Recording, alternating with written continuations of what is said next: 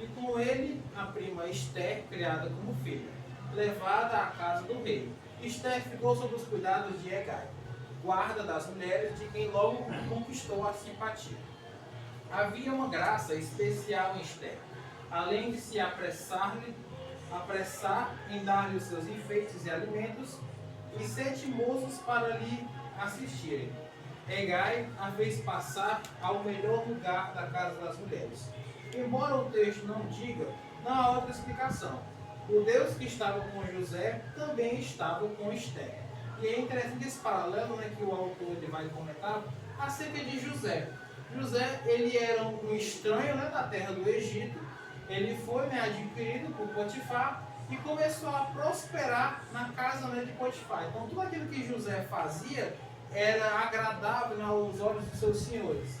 Ele tinha, né, a sua formosura também e ele se destacava no meio dos demais. Então ele faz esse paralelo com Esther, que ela também tinha, né, essa distinção das demais. É tanto que até alguns dizem, né, que esse Esther, né, do nome dela também se deriva, né, da palavra radiante, né, de estrela.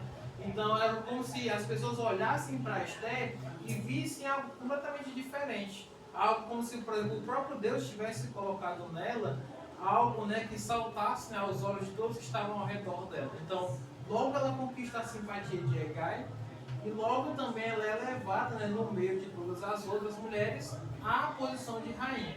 Então a gente vê nessa figura, né, de Deus que quando Deus ele realmente ele quer honrar, ele quer elevar alguém, não existe nada, né, ninguém que ele possa... Eu estava estudando essa história de José esse dia, né? Eu estava vendo que José ele era o homem mais importante do Egito, até mais do que Faraó. Até na prisão ele prospera. Não, e ele era até mais importante do que Faraó. Você tem que ver Ele era maior do que Faraó ainda.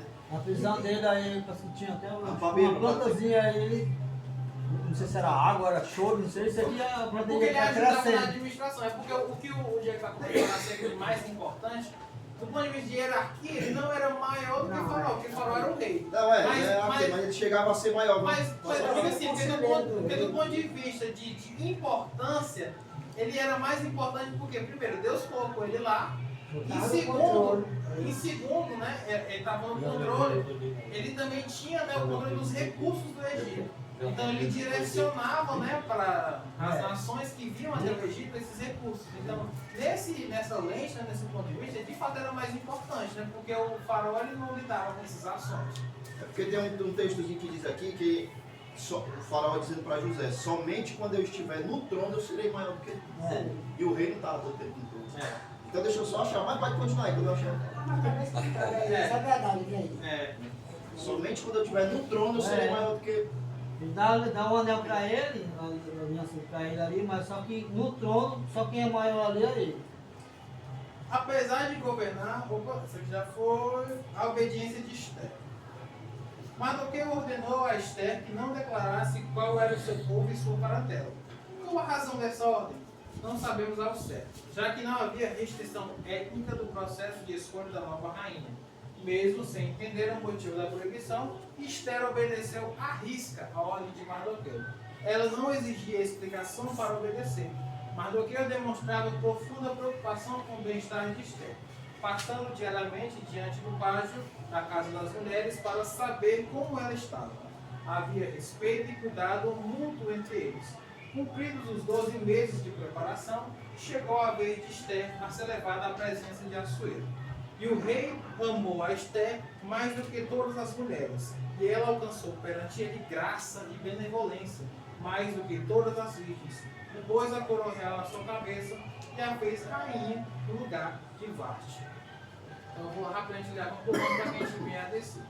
Esther havia chegado ao posto em que no tempo oportuno seria um instrumento para cumprir os propósitos divinos. Um dos atributos incomunicáveis de Deus é a sua presciência. Somente Ele conhece de antemão todos os acontecimentos futuros. Podemos confiar nossa vida inteiramente à sua direção, pois Ele sabe o que é melhor para nós. Então, se de fato nós confiarmos em Deus, que é sabedor de todas as coisas, Deus ele sempre vai escolher aquilo que é melhor para cada um de nós. Então, a nossa posição de fato é a de obedecer, que Samuel ele orienta para Saul? Porventura é melhor sacrificar do que obedecer? Obedecer a Deus, ele é um pressuposto que deve estar na nossa vida. Então, Mardoqueu dá orientação, olha, não revela que tu é judia. Porque talvez até mesmo ele não soubesse o porquê disso. Talvez Deus só tenha dado essa orientação a ele e ele reproduziu.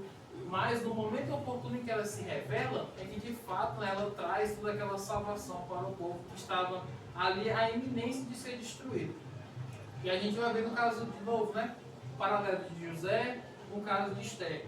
Dois que eram estrangeiros, que foram, né, levantados, né, em posições de importância e que trouxeram a salvação para o povo. No caso de José, que direcionou os recursos, né, para poder mitigar aquela fome que existia,